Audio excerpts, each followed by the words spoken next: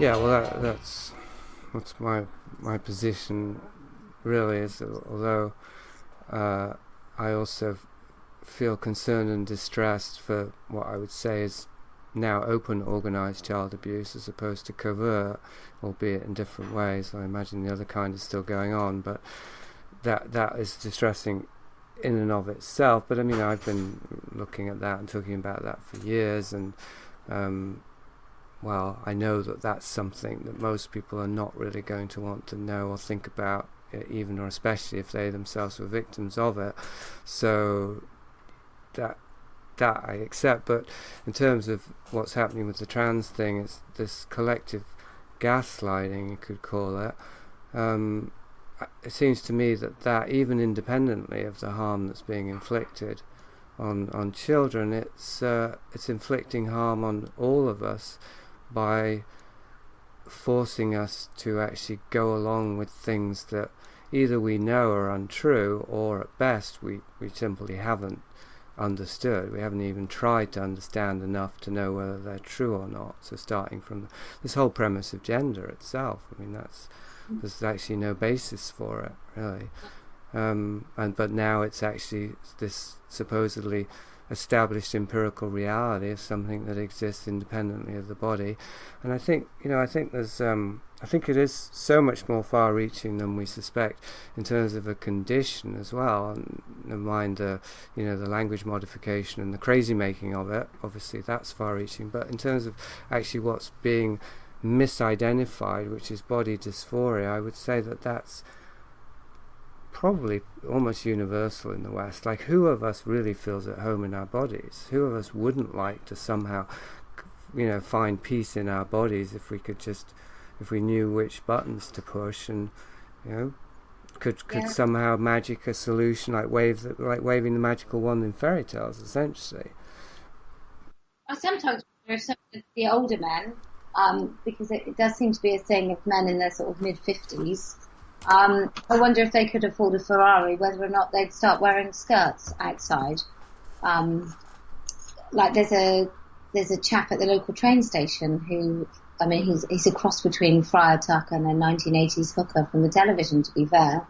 But he's in a women's uniform, and the fact that these people are not satisfied with feeling something and wearing, a lot of women wear jeans and a t-shirt and flat shoes, but this guy's not satisfied with that. He doesn't want to be like his female colleague who wears trousers and a shirt. He wants everybody to know and work and sort of treat him like he's a woman. And so he wears the women's uniform. He's just started socially transitioning. So I don't know. I mean, in this country, I'm wondering if the government have done it as a bit of virtue signalling, but also they can get away with then the NHS no longer having to treat these people if it's no longer a medical condition.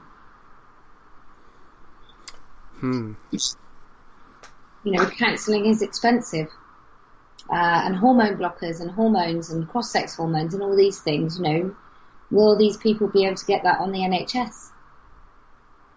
But it's what's weird as well is it's so celebrated. It's so celebrated. In some schools they have like a transition assembly for kids. Right.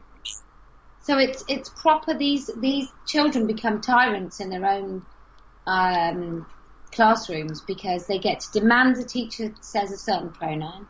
They get to use toilets maybe they shouldn't use in changing rooms, which actually still by law in this country is illegal, but nobody seems to recognise that. So from the age of 8 in public spaces, you have to provide female and male toileting and washing facilities. It's in our equality law. That basically girls have to have this space, and I've found an organisation who talks to schools called Educate and Celebrate, and they go and advise schools about things. And they wrote to me because I pretended to be a governor, and they said, "Oh yeah, by law you have to have gender neutral toilets." So I phoned them and had this long chat, and this woman said, "Oh yeah, gender neutral toilets," and I said, "Well, I thought according to my guidance that you have to have a separate sexed facility from the age of 8. And she said, "Do you mean gender?" And I said, "No, I mean sex." I don't get it. What's sex got to do with going to the toilet? And I said, well, if you are a girl, you will have a period. If you think you're a girl, you probably won't have one.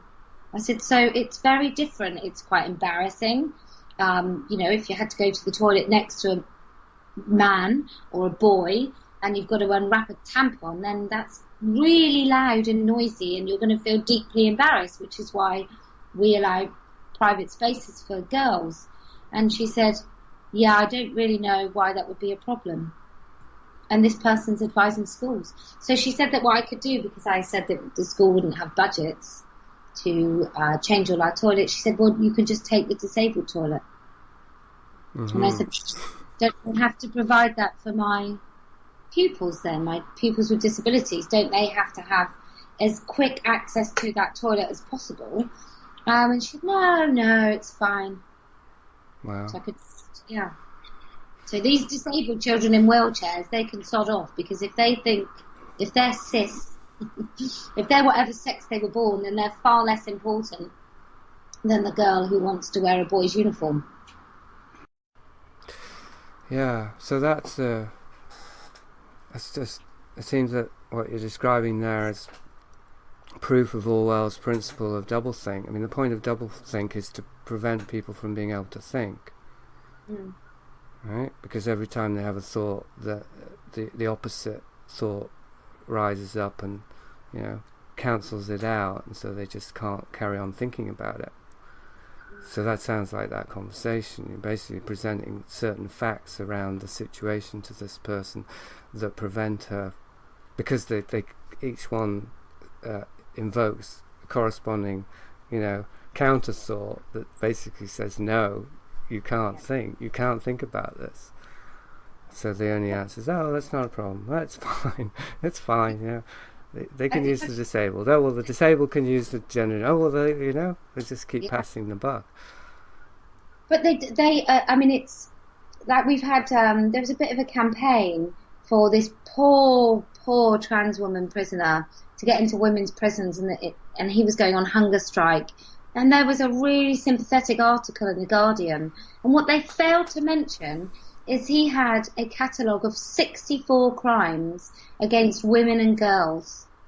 And he would basically break into houses and try on their underwear and masturbate, sometimes with them in the house. But that wasn't mentioned. And still we had to feel sympathy for this person's identity over and above the fact that he was a disgusting, vile sex criminal. Mm-hmm. And I think what that means is if you take that person away and say, or it'll be the Schroeder's trans, like that person's not really trans, and you're like, well, it's a bit like the jihadi terrorists. Well, they're not really a Muslim, and you're like, well, when do we do that to people then? Like, it's okay to self-identify to get in a toilet, but if you self-ID to get in a toilet and then you committed a crime, you no longer are whatever you self-ID'd. You can't have it both ways. You either have to accept that there are going to be some pretty disgusting, evil trans women, because according to research I've done into the trans inmate study of California, or it might be Texas, but I think it's California 2008-2009, which is quite lefty, and it's all for the safety and it's pro-trans basically, but even they talk about the fact that there is no change in the criminality of someone post-transition. So so trans women commit crime weirdly and coincidentally at the same rate as all other men. Mm-hmm.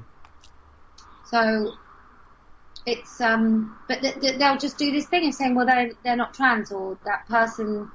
I think I've criticised people like that before, like that criminal, and I'll have criticised them, and people will tell me off for misgendering the sex. Right.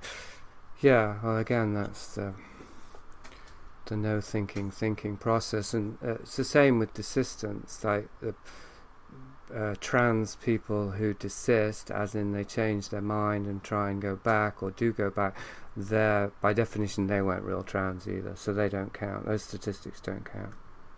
Yeah. So it's a constantly moving target. There's no way to really I mean, but that's it. I mean, if you banish logical, rational argument and scientific method and evidence and data from the discussion, then you've essentially won the discussion. Well, they shut it down. They don't even participate. They won't enter. They won't do debates. Well, I know. So then there's that. They won't even, I mean, because they can't without appearing utterly insane. I shouldn't say they, because then you get into these muddy waters. But from that position, which basically says it's all just what I feel, and that's it, that's the only thing to talk about here. Well, if every time they respond to the facts they just say, well, I don't feel that way, obviously then there isn't, it just appears ridiculous, which it is.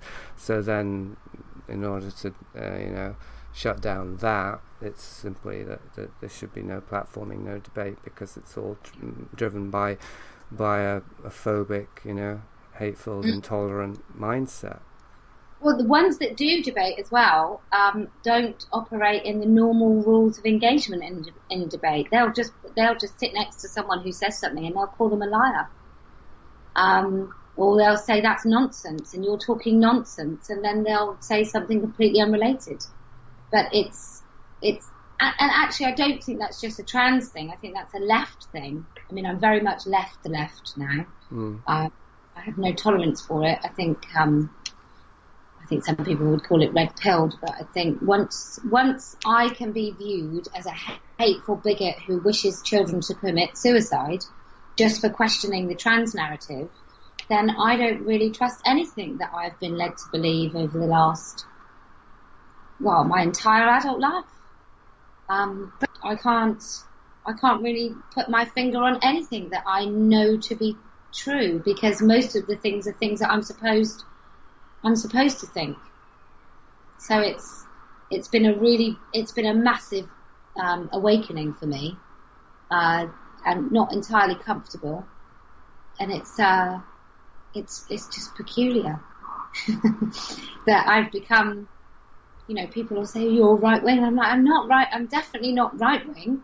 But I'm actually finding myself listening to people on the right, because they seem to want to engage in debate. Whereas I think the left, there's so many things you can't say on the left. Like Miriam Namazi is a woman I follow, she's an ex-Muslim, and she gave a talk at Goldsmiths against somebody who believed in stoning women to death for adultery, and Miriam Namazi speaks out against Islam, and she was given a trigger warning before her speech, whereas the guy that believes in stoning a woman to death, he wasn't. Right. And it's really interesting where we're going, and I don't know what's going to stop it really. But I think it's cyclical, isn't it? This 80 years of the left go a bit too far, and then the right come down with a big hard stamping. Yeah.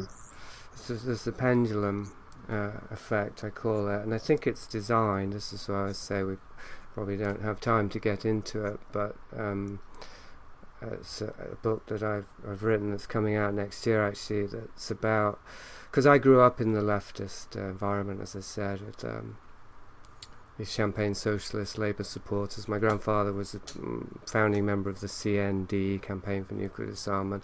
They seemed like very virtuous people. They weren't. They were alcoholics and worse, I would say, unfortunately. But they knew all the the right signals, and they knew all. They were. It was very near the beginning of. Well, perhaps not the beginning, but when it was becoming really socially visible, these programs and agendas, the welfare state and so on and so forth, that have now, taken over in Britain and have taken us to the point that we've reached. In my research, I was able to trace the ideology back because my grandfather was a member of the Fabian Society, I hadn't known that when I was growing up, but I found it out just recently while researching. I'm like, oh, well, I've heard of those guys. I better look into what they were about. Turns out the Fabian Society were not just one of the first socialist organizations. Of course, they created the Labour Party, but they were also heavily into sexual research and crowd psychology and social engineering. I mean, they were social engineering, but they studied, and the Tavistock was one of the sort of shoot-off organizations. And so Havelock Ellis was a founding Fabian, and he was the person who coined the term homosexual. He was one of the early researchers into transgender and so on and so forth. And so it's kind of it's possible to map agendas that have been promoting these ideas and these values over a very long period of time. This is what Fabianism is about. It's about incremental change. If you want to bring about profound change in a society, you've got to work very, very slowly and very, very incrementally, but based on principles that are kind of universal. So, and one of those principles, I think, is what you were just referring to, which is I haven't heard about the 80-year cycle, but the pendulum effect, which is if you push very libertarian, leftist programs and agendas for long enough, eventually, because people need boundaries, they need structure. You can see this in a family or in a human psyche as well. It's that Weimar Republic syndrome. If there's too much freedom, something in an individual and in a collective and in a society panics at a certain point because it can't bear it, it can't stand it. It's so destabilizing. And then there's a corresponding counter reaction, and then you have the opposite. You have this massive totalitarian imposition of structure. So you can see that the two, what seem like two agendas or two programs or even two ideologies, if you go up a level and see the context, the psychosocial context for them, then it's a single agenda that uses apparently opposing ideologies to attain its ends. Right. I guess that makes, yeah. And that's one of my concerns, writing and talking about transgender is that my sense is that, well, I mean, to use a really sort of stark example, I mean, one of the things the Fabians were all in favour of, along with the Nazis, they weren't affiliated with the Nazis, but they're both socialists, was eugenics. And, of course, what's going on with the trans movement is, you could say it's a eugenics movement also, because they're sterilizing anyone who's kind of anomalous and has gender identity confusion. Well, this is what's being prescribed for them, is sterilization. So, well, coincidence? I don't know. Maybe it isn't a coincidence. Maybe what's driving a lot of the pro-trans stuff is the same old, what's been called homophobia, and I think that's bullshit too, because it's just another label and a buzzword that's distorting the reality. But you talk about misogyny. Well, there's a deep, profound fear of women that's in our society, insofar as it's patriarchal. It's in the male psyche because of things I touched on in terms of mother enmeshment, men who can't ever fully get individuated from their mother's psyche. There's a lot of unresolved issues, mother issues there, and that's a reality. That's, unfortunately, we're not allowed to talk about those realities because psychology is becoming, it's one of the first casualties on the ideological battleground. But I think there is homophobia in the movement. It's just not the homophobia of hating trans. I think there are people that are probably homophobic that would like to beat the crap out of a trans woman. I think there are men that find the idea of men not fitting in as men. They probably find that very, very difficult and causes them to be violent. I mean, maybe it raises loads of issues for themselves. Yeah. But I think there's an overriding homophobia in deciding that it's better to be trans than to be gay. Sure. Especially for lesbian girls, but also for really effeminate boys. And I think I've heard in the homosexual kind of culture in itself, being an effeminate male is just not. It's you're the lowest of the low if you're a camp gay man. So I think there's somebody called Monroe Bergdorf over here who had a program made about him called What Makes a Woman? And one of my speeches was actually used in it.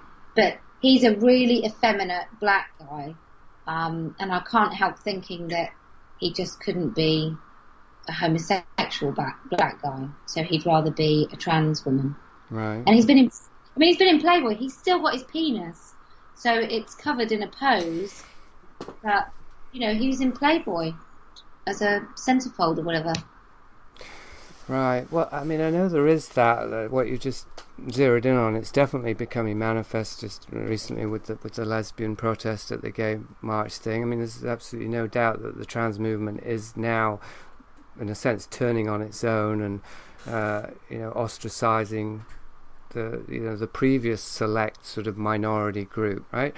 But I think it seems as though there's, I don't know if we could put it down to homophobia per se, because there was a period when the effeminate man wasn't vilified. Like Quentin Crisp, my brother, he wasn't actually gay, but he certainly made a career out of being a camp sort of dandy guy.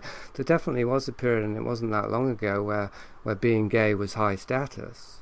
And I mean, it still is to some extent. You watch TV shows, my God, I mean, there's just so much virtue signaling about the gay characters and this, that and the other, but it's and I find that offensive. Like I'm not a right-wing Christian bigot or any of those things, but unfortunately I am to some people, or I will be, because I don't think homosexuality is as simple or cut and dried as we've been indoctrinated to believe it is. Maybe some of the time it's genetic, but some of the time it's symptomatic. It's symptoms of child abuse. That's the data supports that. So far, I don't like to rely on data, but let's say it's unresolved. Like I'm pretty sure there are cases of men who have opted to be homosexual as a way of coping with abuse and mother issues and so on and so forth, and so it's not strictly speaking genetic, and maybe they might benefit from psychotherapy, but of course that's absolutely unsayable now. I'm going to say it because I'm sick and tired of having to censor myself. But anyway, it was part of a larger point, which is that it seems as though the minority that's getting raised up and singled out as special, it keeps sort of mutating and changing, and when that does happen, then the previous minority that was singled out, of course, has to then become it's like succession drama, really, like a identity politics succession drama. No one's telling gay men that they must have sex with trans men with vaginas. It's only people telling lesbians that they are bigoted for not considering having sex with a penis. That's true, but it certainly could get to that. I mean, I've certainly heard about, let's see, it would be a man who's surgically altered to be a woman, or now even hasn't, but who identifies as a woman. If they want to have sex with a man, and the man says, sorry, I'm not homosexual, or I don't want to have sex with a trans woman, that could be homophobia, right? So it could happen, even if it hasn't, snowballed into a visible phenomenon. Well, recently, I think somebody found, so two boys in America hit on a trans girl, so a boy, and when they found out this person wasn't a girl, I think they beat him to death. I think they beat him up. And loads of my friends are like, that's really homophobic. And I said, but I don't know. I don't think it is homophobic. That if you think you're about to have sex with somebody and then they've got the wrong genitals, then I don't think that is homophobic. I think that's the same for all of us, isn't it?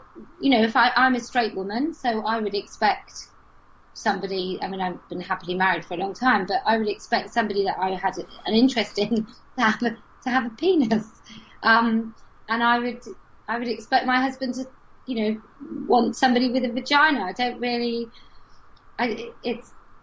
everything's quite muddled. It's like nobody's allowed any boundaries anymore. Yeah, that's right. It's the eradication of boundaries. And it's a compensatory reaction to, overly rigid and overly oppressive boundaries. The past goes back to the pendulum effect. But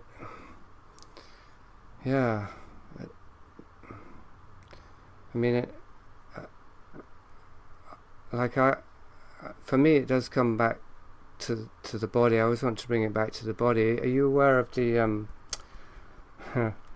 how transgender is? I guess you'd say it's a gateway, is the phrase now. It's a gateway to the transhumanism. Are you aware of that aspect? I have heard. One of my friends is well versed in this. Yes. Yeah. So I just watched a documentary, or not a documentary, it was a presentation yesterday by, of course now I won't remember the name and I'll be annoyed, but I think Martine was the woman. I'll find it while we're talking. And she did he, self-identified as she, Martine Rothblatt, did a presentation on transgender, making a distinction between technological trans and non, as in those who've actually had all the surgery and the rest of it, and those who haven't. And then as a lead-in for transhumanism, which is people who, not that they feel that they've been born in the wrong body, but that they shouldn't have been born in a body at all. It's just proper bonkers nuts, isn't it? Well, yes. I mean, if that's not a pathology, then I think the bar no longer exists, right? It's like there's no bar at all. Yeah, you could just say anything, and you just mustn't pathologize it as long as it doesn't harm anyone else. But this is a false. I think it's a false distinction, because what we do to ourselves does affect other people. Inevitably. Well, it's when you demand that those people collude in whatever you decide for yourself. Yeah. I mean, if someone wants to sit at home and watch porn all day, although I think porn harms people because people participate in it and the whole industry is disgusting. But if you want to sit at home then in a dress and pleasure yourself morning, noon and night, and you can pay your bills and you're not going to piss off your neighbours, pardon my language, but you're not going to annoy anyone, then go for it. I suppose, but even there they've got, unless they're never going to see anyone again, still they have family, they have people that interact with them. I mean, it seems to me that whole privatization of morality is the thin end of the wedge that we're now, stumbling over, essentially, because people aren't islands. We're not actually separate. That's what we want. Yeah, we want to be able to sit at home and jack off at porn all day, to porn all day. I mean, some part of us wants something, the equivalent of that, like the closest we can get to not having a body, really, and not having any relations, just pleasure, pleasure, pleasure, like a rat in a cage. But it's a self-destructive lifestyle, and I know that affects others, because I grew up in a self-destructive family, and just because it didn't kill me doesn't mean it made me stronger. No. But we've been heading towards this for ages, haven't we? Like, if I tomorrow want to go and buy a new car, as long as I've got decent credit rating, I can just go and have a new car. Or if I download something from the internet, it's got to be in seconds. We're in a really, there's no hard work, there's no kind of ethic of hard work and reward. Going back to my son cheering somebody on, and everything's too easy.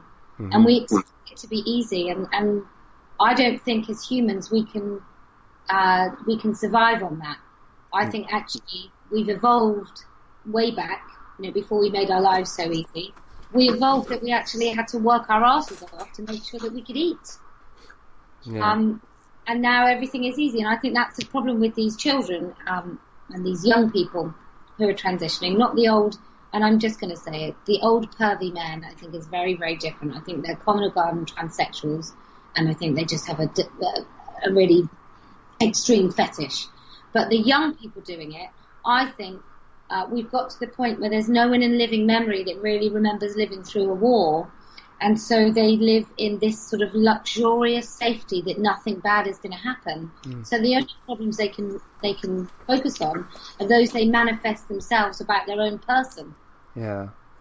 Well, although I make a qualifier there with manifest, because it's presumably there's latent issues that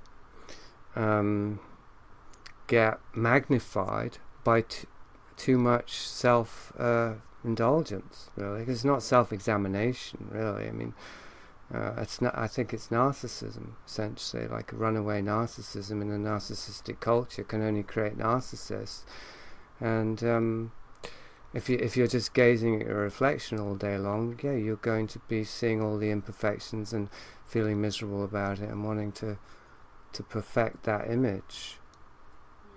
I do agree with you with the narcissism. I think it's overwhelming, and I also think a lot of the trans women I've met absolutely hate women with a tangible. It's tangible how much they hate women, and I compare it to the time that my family and I, as in my husband and our kids, flew to Thailand on Christmas Day one year because my parents lived in mainland China and we thought we'd go to Thailand for New Year. And I was on that plane and I was one of the only females on the plane because it was predominantly men on their own going out to the sex capital of the world. And that was a tangible, that was a kind of, to my husband, do not bloody go to sleep. We have to stay awake the whole time. Don't let any of the children, don't let anyone look at the children. There was just, you can feel that sort of thing. And I felt that I was supposed to participate in a program called Gender Quake, which Caitlyn Jenner was on. And I actually had a couple of glasses of wine with Jermaine Greer, who was also on it. But in the room also were these 6-foot trans women. And it was peculiar. They had the same cheekbones because they all go to the same sort of fillers on their cheekbones, and there was a I'll tell you how it felt. And I'm not a vain woman, but I'm not I think I'm all right. But there was definitely a feeling in that room of these men thought they were better women than I was. Mm-hmm. And they'd achieved, because for them a woman is literally how you look. Or if you cry at an advert, all the stereotypes that we talk about women that's portrayed on the television that isn't really how most of us live. But there was definitely this arrogance that they were better at being women than I was. It makes me wonder if if the extreme sensitivity and reactivity of some of these self-identified men, women, is their attempt to imitate what they think women are like, as in being really emotionally reactive. Yeah, I think also some of them are taking a shed load of hormones. Right, that would destabilise, huh? But I've seen it when they do a lot of this mimicry. So they'll reference stuff that you think that isn't anything to do with womanhood. They'll talk about I'm definitely like a woman because my friends say I'm really sensitive, and I think, well, I'm really not sensitive, and I'm still a woman. I'm barely things. I'm really thick-skinned. You have to be quite. I will stand my ground, but you have to be quite offensive to offend me. There's really nothing that many people could say that would get to me at all. So I'm not sensitive.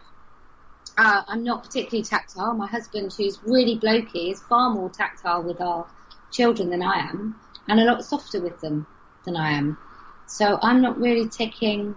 But then I will wear a face full of makeup every time I leave my house, and I do dress really feminine, and I have long nails, and so loads about me outwardly, I guess, are quite feminine, but I've got quite a mathematical, logical brain, which apparently is not a feminine thing, which is obviously bollocks, because I am very much a woman.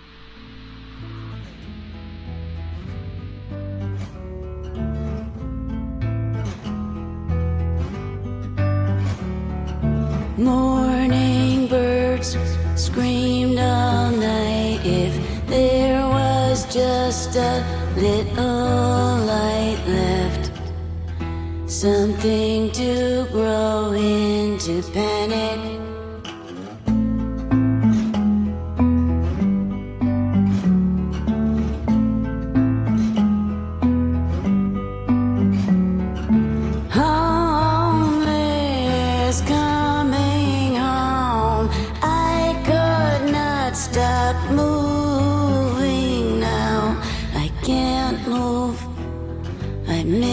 You, I Bet I take this lying down.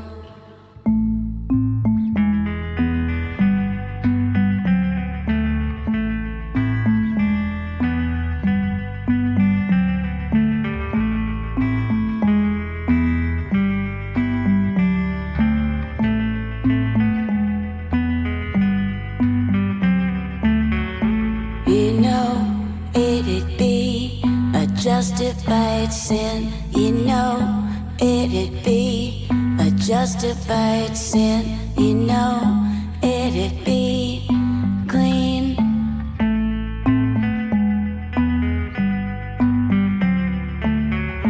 You know, it'd be purifying, you know, it'd be purifying, you know, it'd be clean.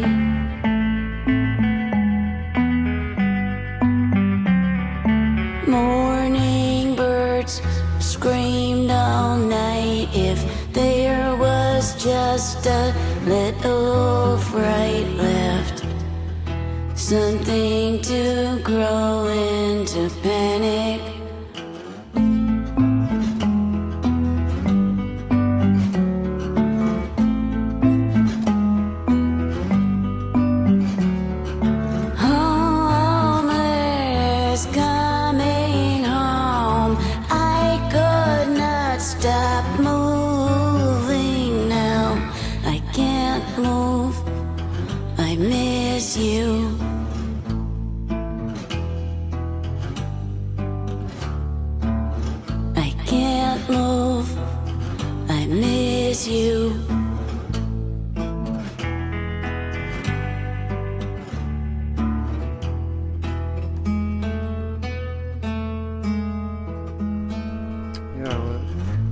To me that because you can't reduce being one sex or another to just the sum of the parts of characteristics and qualities, so it's almost as if there is some ineffable something about being one sex or another.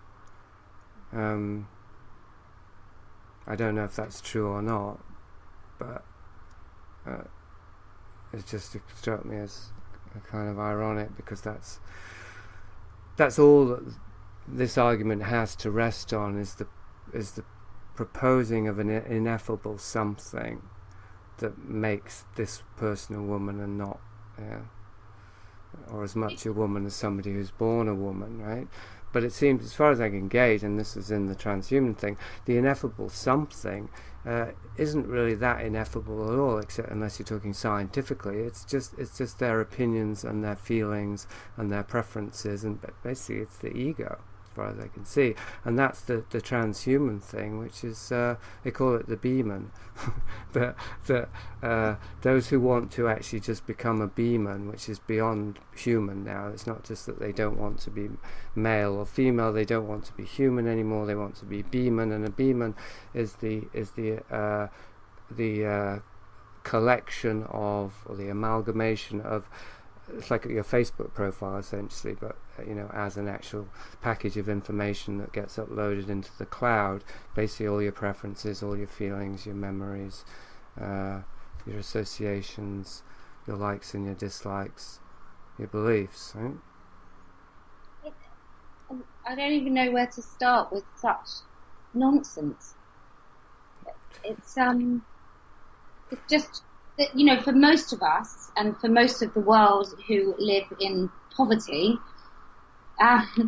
they don't have the luxury of this shit, do they? Let's face it. They're struggling every day to make sure they've got enough to eat. I think I've read in war zones and in times and spells of absolute survival mode, so if there's been an earthquake or whatever, the propensity of people to suffer from depression or eating disorders or anything like that goes down almost to nothing, because they don't have the luxury of having these kind of things going on. They're too busy worrying about living.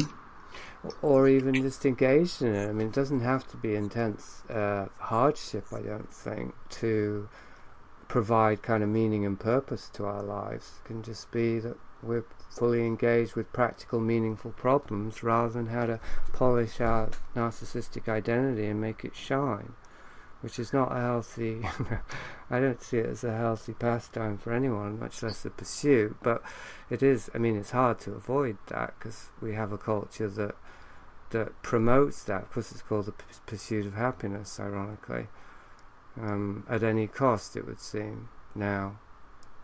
It's so weird. I think I did look on your blog, and I see that you've got a few pictures of Jordan Peterson, and what I find interesting about some of his ideas in this is that nobody's looking for a long-term solution to their happiness. They're looking for short-term all the time. It's what will make me happy for the next 5 minutes, as opposed to what really makes you, what really fulfills you in your life is not, it's like the lottery winners, isn't it? They win everything. They win more money than they ever thought they'd ever have. And loads of them end up depressed, unhappy, and divorced. Mm-hmm. Because they haven't worked for it. It's just all of it. I just don't. I think everything's too easy, and therefore nothing has value. Well, one of the opening statements of this Martine transhuman person was avoid suffering. Like that's the goal, the mission statement, or what have you. Avoid suffering, and I'd say that's what you're talking about there. In terms of pursuing happiness, in quotes, in terms of instant gratification, it's not really about finding happiness or even pleasure. It's about avoiding suffering, like whatever we have to do to avoid suffering. And the long-term losses of that are incalculable, I think, because suffering, well, A, it's unavoidable, for God's sake, wake up, hello, but B, I mean, I don't want to get old-fashioned, use terms like character building, but it does provide an opportunity for acceptance, as in we're in situations we can't actually control. We have to grow up a bit. We have to let go of our own agendas and just accept things as they are and work with it and compromise, and it's called living, so I think that's the thing that's snowballing here. But if you avoid all suffering, then surely you avoid all joy, because at the end of all joy is an end to that joy. So I've been with my husband for 20 years this year, and I love him dearly, but there's always that risk that, maybe in 5 years he'll die. But without being this happy and joyful and working damn hard at a relationship, because they're not that easy. But without this immense joy, there would be no risk of the suffering that I will endure or he may endure should one of us die. So I don't really see how you can have a fulfilling life without. Yeah, that's true. So that's the goal, is to ensure that your satisfaction and your happiness comes only from things you can control. Which is is there anything? No. Well, unless you believe in the transhumanist dream, which I think you have to be insane to believe in it, but... Really? Isn't it? It's just, I don't know, we're just all about this gratification. It's, I'm raising my kids so that they can fit into a society which will make them happy. So I went to this meeting after the warning letter from the school, and I was very cross. And somebody said, oh, but you're all about the free speech, aren't you? And I said, well, yeah, not for kids, not for children. You earn your rights. You earn your right for free speech. The idea is that you become a citizen of our society, and then you can have your opinions and self-expression, but you have to learn to kind of fit in first. Otherwise, you're doomed. If schools and parents don't discipline these children out of love and compassion, then there's a whole world out there that will do it without any love or compassion. They will just hate your kids, and they'll be unlikable. But it's, I don't even know where I'm going with this, but I just don't get it. And I'm not even that earnest or hardworking myself, but this, and I'm not religious, so I'm an anti-theist, so I've never, ever, ever had a belief in God. I wasn't raised with any religion whatsoever. So I don't have that to rely on or fall back on as a structural or moral compass. I just have to believe that actually what I do in this world is, I don't know, get through every day, raise some nice kids. So, I mean, I wasn't raised with a religion either, but as I say, I was raised in an ideological framework that I certainly rejected and I consider unhealthy, and I don't know if it was a side effect of that or what, but certainly by the time I was in my early 20s I was completely convinced that the society we lived in was wholly destructive, wholly negative. Like I don't think I've ever had a positive view about society. I don't have kids, I've got a niece. I'm concerned for her, the way that the world is going, but I just wonder for yourself, like it sounds as though you've had quite a steep curve in terms of, did you feel, is it a relatively new thing for you to feel like that you're living and raising your children in a society that is, whatever word you would use for it, I don't want to put my words. How would you describe the society in Britain right now in a couple of words? Illiberal liberalism. Totalitarian. Okay. Totalitarian liberalism, yeah. It's it's kind of, you will live and let live, and if you don't, I'm going to kill you, yeah. Really. But my kids are, what's different, so I've got 16, so I've got 3 boys, they're 16, 15 and 9, and then I have a daughter of 11. And they're all, we talk about stuff, and I'm a feminist, and although I don't, I'm losing that label. I feel more and more distant from that label because I feel that is part of identity politics that I don't want to be part of. I want to have my principles, and I want to believe that women should be able to choose to do things, but I also am a stay-at-home mother, and I've chosen to do that. And I don't have a traditional marriage, but my husband goes out to work, and we're both adults, irrespective of our sex. We're both adults who both work for the good of our family. So I probably don't do enough housework, to be fair, to really balance the books. But, my kids have the difficulty of probably being the kids that are not going to think that trans women are women when everybody else will freely say it. The school near me, so I live in Wiltshire, and I live near a village called Bradford-on-Avon, and they have a deputy head who transitioned, and he's nearly 60, and then the kids have to call him Miss James, and it actually is the best school in the area, but I cannot send my children there because I cannot have them having to say to somebody in a position of authority that they think that they're the sex that everyone knows they're not. And I've heard a rumour, and I think a rumour is enough to be coercive. I've heard a rumour that somebody got a detention for calling him Mr. Now I find that wholly just quite revolting. I just think, why couldn't he have waited? If he was so desperate to wear women's clothes, why not retire early or do it at the weekends? Why did he need to take that into school? But my son has already been called transphobic at his school. So, I've sort of said to them it's not their hill to die on, and if what I think they should do is probably keep quiet, because it's not, Except that it's not enough to keep quiet, because you have to say the right things, if you know what I mean. It's not just enough not to say the wrong things. They want you to say what they consider the right things. Right? Yeah, they do. So they'll say, you know, that let Levi now, or whatever the child's name is, you know that they are a boy. And so then my son will have to say, no, she's not. Or at least, no, I don't know. I mean, that's probably bad enough, right? If you say, well, no, I don't know, because show me the evidence.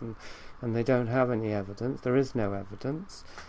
Back to this thing, you know, when you're being made to not just say but believe something that without having been given any evidence for it, then the only way to go along with that is you have to shut down your own rational faculties, or say, well, it doesn't matter, I'll just say anything to get along. But I think that's also kind of self-harming in a way. Well, the cognitive dissonance is this horrible thing. Yeah. You know, just all of it. I mean, I refuse to do it on any level at any moment for anyone. But I have no career to lose. I have no job or money to lose. I have no friendship circle to lose, because my friends are either in Bristol. I moved to Wiltshire about 3 years ago, so I haven't really established any friends here because I do live in a very bizarre place. But also, you know, there is no risk. And I have everything to gain because I want to protect my boys too, because I think it's important that they are protected. But I think the person most at risk out of my family of 6 is my daughter, from this ideology. And I think that could be a boy in her changing room or a man in her changing room. You know, and it's a risky thing, and I think probably more than ever before, and going back to your question about my kids, more than ever before, I'm fearful for them in this society, because they're older, so they're just upon this society. You know, in 2 years, my oldest will be 18. Mm-hmm. So, in fact, we went somewhere recently and he had a suit fitting for his prom, and the person who served him was definitely a trans man with a very, very thick beard. Hands not much bigger than mine. I've got really small hands. So hands not much bigger than mine, not much taller than me, probably about 5'2". And I'm just going to say this. This is not a nice thing to say. I'm going to say it anyway. I have yet to see a female to male who would have had an easy time being a female, who would have been like the prettiest girl in the room, because they're just not. Because I think if you have that currency of being attractive to the opposite sex and you like the opposite sex, I don't think transitioning is something that you would do. But that's just me, I expect. Well, yeah, I don't think it's terribly radical. I mean, it's clear it is dysphoria. You know, even in the official designation, we're talking about dysphoria, which is unhappiness. So, I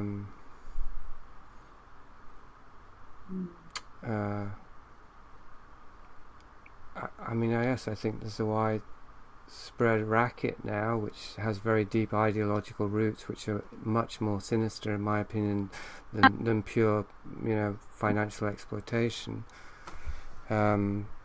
But to provide snake oil to unhappy people who will just reach out for seeming cures because they haven't been provided with the tools to develop discernment to say no. Yeah. But we've been heading here for a long time, with or without the trans stuff. We've been heading to. I've watched an Adam Curtis documentary about America and about how nearly this whole town were on antidepressants. Mm. And rather than solve whatever it is that's making you feel damn miserable, you just pop a pill. When I was at university, I went to the GP, and said I wasn't feeling very happy. I was a bit homesick, and I really wanted him to prescribe some counselling. And I don't even think I was that unhappy. And I left that doctor's office with Prozac. Mm-hmm. Prescription for Prozac. I never took it because I didn't side effects. I'd never take antidepressants because I haven't needed them. But it was just quite funny that he spent less than 5 minutes with me and thought it was okay to prescribe some antidepressants. Right. There's a writer, I don't know if you know him, he's called Theodore Dalrymple. Have you ever heard of him? No. Yeah, he's a conservative writer. He's a very good writer, and he's very, very sane chap, very likeable. He was on this podcast, and he was a doctor, a prison doctor and a psychiatrist for I don't know how long, 30 years or so. And so a lot of his writing is about that, and it's all based in his experience of that. And one of the first things I read by him was about this, about how of all the people he consulted with him, they all the ones that were suffering from emotional distress, they all refer to themselves as depressed, and not one of them referred to themselves as unhappy. And the reason, as he understood it, that this had been encouraged in the culture, and that they'd gone along with the cues, was because if you talk about depression, then basically you're self-diagnosing, and it corresponds with a diagnosis that you will get, and then you can be medically treated. Of course, I mean, that there's that we're talking about, as in there's just some external mechanistic solution. But the point he was making was that unhappiness was kind of intuitively understood to relate to our own behavior and lifestyle, whereas depression is just something that happened to you. It's just genetic, it's just bad luck, it's an environment, whatever, but it's nothing to do with how you live your life or the choices that you make. And he said that's consistent throughout the whole welfare state. It's all about stripping people from of their autonomy, of their volition, of their moral core, by supposedly it's supposedly about liberating them, sort of non-stigmatization, non-judgment, but the net effect is actually that you take from them the very thing that they have that can help them through it, which is a sense of moral responsibility for their situation. Yeah. Well, it's kind of what Peterson talks about, isn't it? Like, people that have no responsibility for themselves. We infantilize. I think that's what we're doing, isn't it? I think that's what Hitchens is talking about as well. Is that we're making, we can't listen to things that upset us. We can't take responsibility for things that make us feel unhappy. Just the whole. I don't even know where it's come from that this is a thing now that. Just going back to the school thing, the fact that those girls talking in assembly and me saying, please could you be quiet, it's not their fault that I told them to be quiet. It's my fault. It's not their fault. It's me being intimidating. It's not their fault for talking. And I think very quickly, because it's nearly 11 o'clock here, but in this country with the gender recognition certificate, there are two things that are exempt from being. So you cannot transition into a peerage. So you can't suddenly overtake your brother by becoming a boy. And Church of England are exempt on the matter of conscience. In what sense exempt? I have no idea. I have no idea. I've been trying to read about it today, but I've been a bit busy. But it's so I think that might be that if a trans woman came into the church and wanted a church wedding, marrying a man, so actually that person, that Church of England vicar, would think that was two men getting married, that he in good conscience could choose not to marry them. Maybe, I don't know. Right. But it's just interesting that both those things are about the House of Lords. Right. So they've built into any legal thing that they are exempt. Yeah. Well, when you first said that, the reason I laughed when you said you couldn't transition into periods is I thought you were talking about somebody who wanted to say, actually, I'm a lord in a serf's body, and I I think I should be given a knighthood, because that's I identify with. And yeah, I actually thought you meant that, because it's coming. Right? These wealthy people, they're not stupid about protecting their money. No. It's just, I just find it quite interesting that there's